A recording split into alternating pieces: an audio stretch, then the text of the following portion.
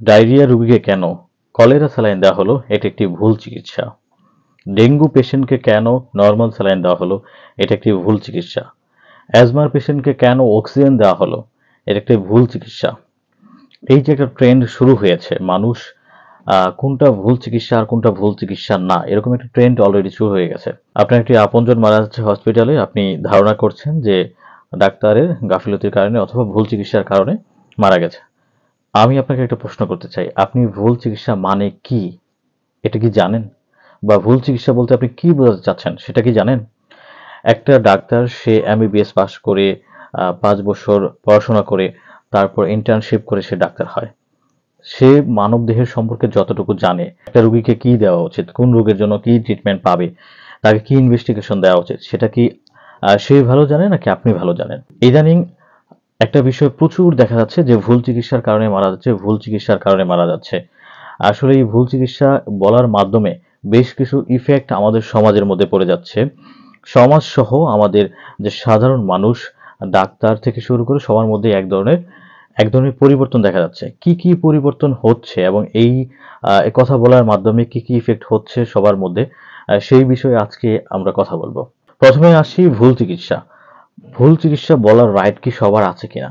প্রথমত যদি বলি যে ভুল চিকিৎসা বলার যে রাইট যে ক্ষমতাটা সেটা সাধারণ মানুষের আসলে নেই। কারণ সাধারণ মানুষের যে ধারণা এবং তাদের যে টেন্ডেন্সি বা তাদের যে নলেজ, তাদের যে জ্ঞান, সেই জ্ঞানের সাথে একটা ডাক্তারের জ্ঞানে কিন্তু আকাশ আকাশ জমিন পার্থক্য। সেই হিসাবে একটা ভুল চিকিৎসা বলতে গেলে অবশ্যই এটার একটা ইনভেস্টিগেশন দরকার আছে এবং সেটার ফরেনসিক যদি মারা যায় তাহলে ফরেনসিক রিপোর্টটা দরকার আছে এবং সেটার ভুল চিকিৎসা বলার জন্য বিএমডিসি থেকে আ একটা প্রতিবেদন অবশ্যই প্রয়োজন আছে। যার মাধ্যমে আল্টিমেটলি সেটা ভুল চিকিৎসা বলে বলা যেতে পারে। কিন্তু একটা সাধারণ মানুষ বা একটা সংবাদকর্মী সে ঢালাওভাবে যদি প্রচার করে বেড়ায় যে ভুল চিকিৎসার কারণে মারা যাচ্ছে অমুক প্রতিষ্ঠান, অমুক ডাক্তার সে এটা করেছে, তাহলে দেখা যাবে কোনো প্রমাণ ছাড়াই একটা ট্যাগ লাগিয়ে দেওয়া হবে একটা প্রতিষ্ঠানের বিপক্ষে অথবা একটা ডাক্তারের বিপক্ষে একটা ট্যাগ লাগিয়ে দেওয়া হবে। সেটা আদৌ কি ভালো হবে কিনা ডাক্তার সমাজের জন্য বা সাধারণ মানুষের জন্য? সম্প্রতি ঢাকা ন্যাশনাল মেডিকেল কলেজে একটি ঘটনা ঘটেছে, সেটা হচ্ছে অভিজিৎ নামে একটা 18 বছরের ছেলে যার ডেঙ্গু জ্বর হয়েছিল। সে ডেঙ্গু নিয়ে ঢাকা ন্যাশনাল মেডিকেল কলেজে ইমার্জেন্সি থেকে আলটিমেটলি ভর্তি হয় মেডিসিন ইউনিটে এবং সেখান থেকে আলটিমেটলি সে মারা যায়।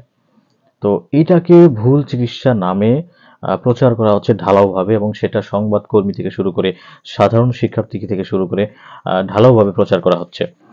আমি যদি বলি যে ডেঙ্গু যে ফিভার বা ডেঙ্গু জ্বর এই সম্পর্কে যদি বলি সাধারণ মানুষ বা সংবাদকর্মীদের যদি একটা প্রশ্ন করি যে আপনারা এই সম্পর্কে কতটুকু জানেন?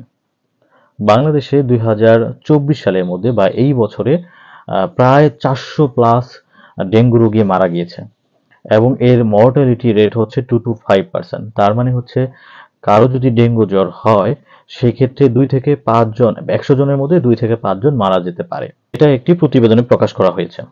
তো এখন যে ছেলেটা মারা গেল, অভিজিৎ নামে একটা ছেলে, তার সাথে আসলে কি হয়েছিল সেটা সবাই সত্যিকার অর্থে জানে না এবং একটা ডেঙ্গু পেশেন্টকে কিভাবে ম্যানেজ করা হয় সেটাও সবাই জানে না। অনেকের ধারণা যে ডেঙ্গু পেশেন্টের প্রচুর পেইন থাকে সারা শরীরে। হসপিটালে ভর্তি হওয়ার পরও তাদেরকে শুধু প্যারাসিটামল দেওয়া হয় এবং তাদের একটা অবজেকশন হচ্ছে যে এত পেশেন্টে এত পেইন ফিল করতেছে, শুধু প্যারাসিটামল খাওয়ার জন্য কি আমি হসপিটালে ভর্তি করেছি?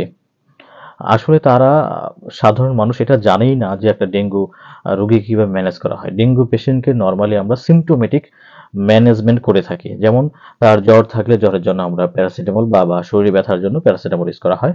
তার যদি বমি, বমি ভাব বা বমি থাকে সেক্ষেত্রে আমরা বমির জন্য যে ওষুধগুলা সেই ওষুধগুলা বা অ্যান্টিএমিটিক ইউজ করে থাকি বা আদার কিছু সিম্পটম যদি থাকে সেই সিম্পটমের জন্য তাকে ওই সিম্পটোমেটিক ট্রিটমেন্টটা দেওয়া হয়, সাথে তাকে ফ্লুইড ম্যানেজমেন্টটা দেওয়া হয়।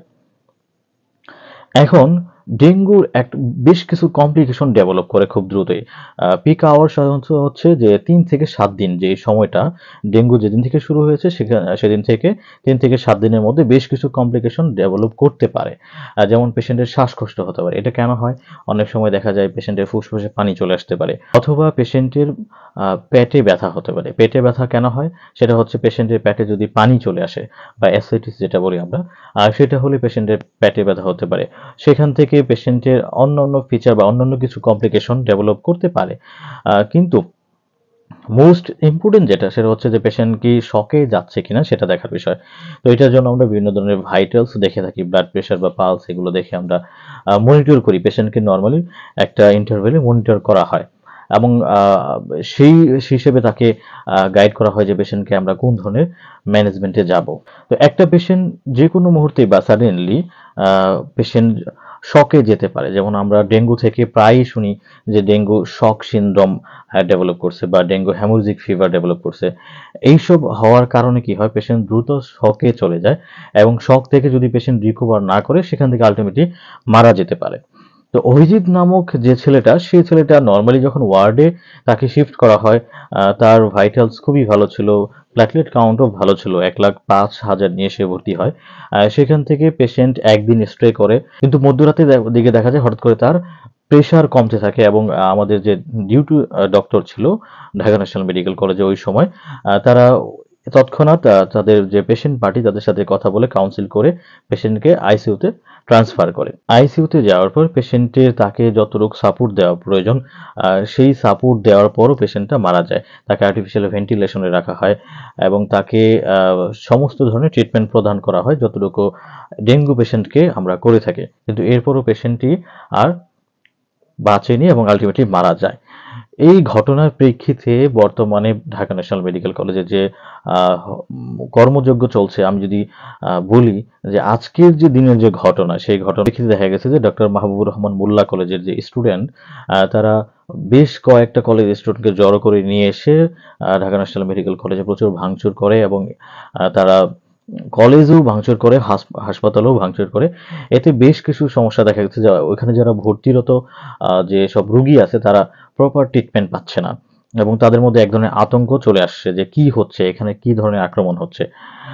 এবং এছাড়াও কলেজে যখন আক্রমণ করা হয়, কলেজের বিভিন্ন ধরনের কাচের যে জানালা সেগুলা ভাঙা হয় এবং তারা আলটিমেটলি দেখা যায় যে 5 তলা 6 তলা লাইব্রেরি এবং কি প্রায় গার্লস হোস্টেলের কাছাকাছি চলে গিয়েছিল ভাঙতে ভাঙতে বা এরকম পরিস্থিতি চালাতে। তো এই বিষয় যেটা ঘটেছে সেটার একটা ফিডব্যাক যদি আমরা বলি বা সেটার কোনো কি আলটিমেট ফিডব্যাক কি পাবো? অবশ্যই পাওয়া যাবে। কিরকম? এই ফিডব্যাকটা অবশ্যই নেগেটিভ ফিডব্যাক আসবে। কিরকম?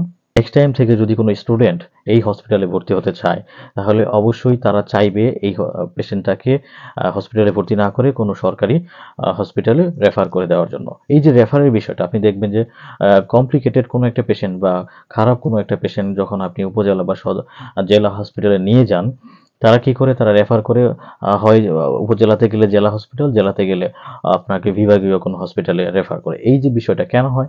কারণ দেখা যায় অল্প কোনো একটা কিছু হলেই তারা ডাক্তারের উপর চড়াও হবে এবং ডাক্তারের যে স্বাধীনতা, সেই স্বাধীনতাকে তারা ক্ষুণ্ণ করবে এবং ডাক্তার তাদের প্ল্যানিং মাফিক ট্রিটমেন্ট দিতে পারবে না।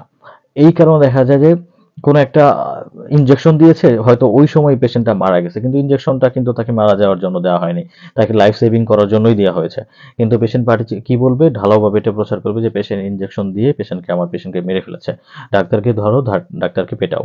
তাহলে এই যে টেন্ডেন্সি মানুষের মধ্যে ঢুকে যাচ্ছে, এই টেন্ডেন্সির কারণে ডক্টর পেশেন্ট রিলেশনশিপ যেরকম নষ্ট হবে, সাথে সাথে ডক্টররা চাইবে যে তাদেরকে যত কম তাদের মধ্যে লোড নেওয়া যায়। লাইক মুমূর্ষু কোনো রোগী হলে তারা রেফারেল সিস্টেমের মধ্যে রাখবে, যার কারণে দেখবে যে পেশেন্ট রাস্তাতেই মারা যাবে এবং এই সিচুয়েশনটা একসময় তৈরি হবে বলে আমার আশঙ্কা হচ্ছে এবং এটার পেছনে দায়ী হচ্ছে এই সাধারণ মানুষ। মেডিকেলের ভাষায় একটা কথা আছে, সেটা হচ্ছে ডক্টর পেশেন্ট রিলেশনশিপ। আমার কাছে মনে হয় না যে শুধু ডক্টর পেশেন্ট রিলেশনশিপ দিয়েই আমাদের যে ডক্টর পেশেন্টের যে ভালো সম্পর্ক সেটা ঠিক রাখা যাবে। এর সাথে আরেকটা পয়েন্ট যোগ করতে হবে, সেটা হচ্ছে আমাদের সোশ্যাল মিডিয়া যারা ওয়ার্কার আছে, যারা জার্নালিস্ট আছেন, তাদেরও একটা বিষয়ে পরিষ্কার হতে হবে। সেটা হচ্ছে যে আমাদের এই যে এই চিকিৎসা ব্যবস্থা ধ্বংসের পিছনে অথবা চিকিৎসা ব্যবস্থার উন্নতির পিছনে তাদেরও একটা হাত রয়েছে। তারা যেরকম অল্প কিছু হলেই ঢালাওভাবে প্রচার করে যে ভুল চিকিৎসার কারণে মারা গেছে, ভুল চিকিৎসার কারণে অমুক ডাক্তার এটা করেছে বা একটা পেশেন্ট এরকম মারা গেছে, তো তারা কিন্তু কোনো ইনভেস্টিগেশন ছাড়াই একটা ঢালাওভাবে একটা তথ্য প্রচার করে দেয়। কিন্তু সাধারণ মানুষ যারা ওই ভিডিওটা দেখে বা ওই সংবাদটা পড়ে বা সংবাদটা দেখে, তারা কিন্তু ওই ভিতরে খতিয়ে দেখতে যায় না। তাদের মধ্যে একটা ধারণা জন্ম নেয় যে অবশ্যই বা আশেপাশে এরকম হচ্ছে যে ভুল চিকিৎসা হচ্ছে। কিন্তু আল্টিমেটলি আপনাকে জানতে হবে ভুল চিকিৎসা আপনি তখনই বলতে পারবেন যখন ওই লেভেলের আপনার একটা নলেজ আছে। লাইক এটা আপনি সাধারণ জনগণ হয়ে সেটা বলার ক্ষমতা আপনার নেই। তাই কোনো সংবাদ প্রচার করার ক্ষেত্রে অবশ্যই আমি সাংবাদিক ভাইদের আকর্ষণ করব যে যাতে ভুল চিকিৎসা ব্যাপারটাকে অত ঢালাওভাবে প্রচার না করে একটা সুন্দর একটা ওয়ার্ড ইউজ করে বা এটার পারস্পরিক একটা সম্পর্ক তৈরি করে কোনো একটা সংবাদ প্রদান করা হয়। সেক্ষেত্রে মানুষের মধ্যে যে ভুল ধারণাগুলো ছড়িয়ে যাচ্ছে আজকাল যে এরকম ডাক্তার হচ্ছে কসাই বা ডাক্তাররা হচ্ছে ভুলভাল পরীক্ষা দিয়ে থাকে, ডাক্তাররা ভুলভাল চিকিৎসা দিয়ে থাকে। এই যে মানুষের মধ্যে একটা মিসকনসেপ্ট ঢুকে যাচ্ছে, সেটা ঢোকার পিছনে কিন্তু মানুষের এই সোশ্যাল মিডিয়ার কিন্তু বড় একটা অবদান রয়েছে। তো তারা যদি এই বিষয়টাকে সুন্দর করে উপস্থাপন করে আমার মনে হয় যে মানুষের যে ভুল ধারণাগুলো সেটা আলটিমেটলি চলে যাবে। এবং বর্তমান পরিস্থিতিতে ঢাকা ন্যাশনাল মেডিকেল কলেজে যে সমস্যাটা দেখা দিয়েছে সেটার ভিতরে অবশ্যই খতিয়ে দেখার মতো অনেকগুলো কারণ আছে। আজকে যে ভাঙচুর হলো ন্যাশনাল মেডিকেল কলেজে সেটা কোনোভাবেই কাম্য নয়। এর মধ্য দিয়ে ডাক্তারদের মধ্যে একটা ভীতি তৈরি হয়েছে। হাজার হাজার পেশেন্ট প্রতিদিন এখানে টার্নওভার হয়। এখানে প্রতিদিন হাজার হাজার পেশেন্ট ট্রিটমেন্ট নিয়ে থাকে, ভর্তি থাকে। তো সেই ক্ষেত্রে তাদের মধ্যে এক ধরনের আতঙ্ক তৈরি করেছে এই মোল্লা কলেজের যে স্টুডেন্টগুলো তারা। তো এই বিষয়গুলো থেকে আল্টিমেটলি এখন কবি নজরুল বা সোহরাওয়ার্দী কলেজেও ভাঙচুর হয়েছে। তো এই বিষয়গুলো আল্টিমেটলি দিন দিন বড় ইস্যু হচ্ছে। তো এই ইস্যুগুলো এত বড় হওয়া উচিত নয়। যারা প্রশাসন বিভাগে আছে তারা আশা করি এই বিষয়টা দেখবে। কিন্তু এবং আমাদেরকেও একটু সচেতন হতে হবে। আমাদেরকেও যারা সাধারণ মানুষ আছে আমরা ডাক্তারদেরকে আমাদেরকে তাদের কাজ করার স্বাধীনতা দিতে হবে। কোনো ডাক্তারই চায় না যে তার পেশেন্টটা মারা যাক। আমি এটা হলফ করে বলতে পারি যে কোনো ডাক্তারই চায় না তার পেশেন্ট মারা যাক এবং তারা সর্বোচ্চ রকমের চেষ্টা করে। এখানে এরকম বলা যাবে না যে প্রচার করা যাবে না যে আমি কয়েকটা স্টুডেন্টকে আজকে জিজ্ঞেস করলাম যে তোমরা কেন এসেছো? তারা অনেকেই বলতে পারলো না আসলে তারা কেন এসেছে। তারা হচ্ছে এরকম বলেছে যে তাদেরকে ডেকে নিয়ে আসা হয়েছে তারা এইজন্য আসছে। তার মানে আপনি যখন জানেনই না যে আপনি কেন আসছেন আন্দোলনে, কেন আপনি এসে ভাঙচুর করছেন প্রতিষ্ঠানে, সেটা যদি যখন আপনি জানেনই না, আ তার তার মানে এটা বোঝা যাচ্ছে যে আসলে তাদের মধ্যে কতটুকু নলেজের ঘাটতি রয়েছে এবং তারা মেডিকেল নলেজ তো জানেই না। কেবল তারা হয়তো 9-10 বা 11-12 এ পড়ে। তো এই অবস্থায় এই যে ঘটনাগুলো ঘটছে, সেই ঘটনাগুলো আসলেই খুব বর্বর ঘটনা এবং আজকে যেভাবে এরকম বর্বর ঘটনা চালানো হয়েছে হাসপাতালের মধ্যে এবং আপনারা হয়তো একটা জিনিস জানেন, যুদ্ধের সময়ও সাধারণত হাসপাতালগুলোতে আক্রমণ করা হয় না। কিন্তু সেক্ষেত্রে আজকে প্রায় ৫০০-৬০০ স্টুডেন্ট যারা এসে ঘটনা যে ঘটিয়েছে সেটা খুবই খারাপ একটা ঘটনা বলে আমার মনে হচ্ছে এবং আমাদেরকে অবশ্যই জানতে হবে যে মেডিকেল নলেজ না থাকলে সেই বিষয়ে বা যে নলেজটা আপনার নাই সেই বিষয়ে কথা কম বলাই ভালো। কারণ আমরা যখন লাইক একটা কিছু মাপি, লাইক আমি ১ কেজির একটা সবজি মাপবো, আমার কি লাগবে? ১ কেজির একটা বাটখারা লাগবে বা ১ কেজির একটা পাথর যেটাকে আমরা ইউজ করি, সেটা লাগবে। তো সেটা যদি না থাকে তাহলে কিন্তু আমি কারো সাথে তুলনা করে মাপতে পারবো না। তো আমার ওই কোনো বিষয়ে একটা মন্তব্য করতে গেলে ওই যেরকম ১ কেজির একটা পাথর দিয়ে আমি যেরকম মাপলাম ওরকম একটা মন্তব্য করতে গেলে আমার ওই ১ কেজি সমপরিমাণ আমার নলেজ লাগবে যে বিষয়ে আমি মন্তব্য করব। তো সেই হিসেবে বলব যে যারা এরকম যাদের নলেজের ঘাটতি আছে তারা প্লিজ এই বিষয়টাকে সহজভাবে নিবেন এবং সহজভাবে উপস্থাপনা করার চেষ্টা করবেন এবং ভুল তথ্য ছড়িয়ে দেওয়া থেকে বিরত থাকবেন।